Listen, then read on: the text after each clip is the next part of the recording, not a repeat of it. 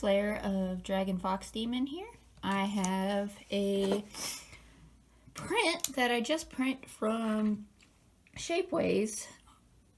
The model was done by the artist Hand Monster, and I'm about to open it and see how it came out.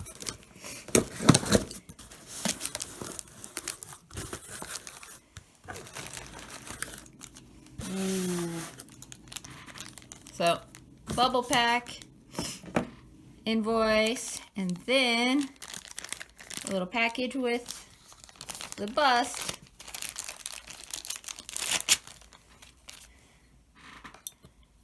And here she is, my little 3D bust of my Banth, based off the Banths in Edgar Rice Burroughs' Princess Amara series.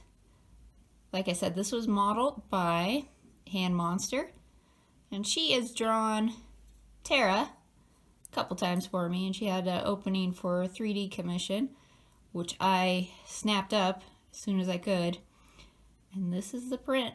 This is, again, by Shapeways. I'm going to attach a little magnet to the back. I had Hand make it flat so I could attach a magnet. So I'm so excited about this. Oh, she looks so good. Thank you for watching.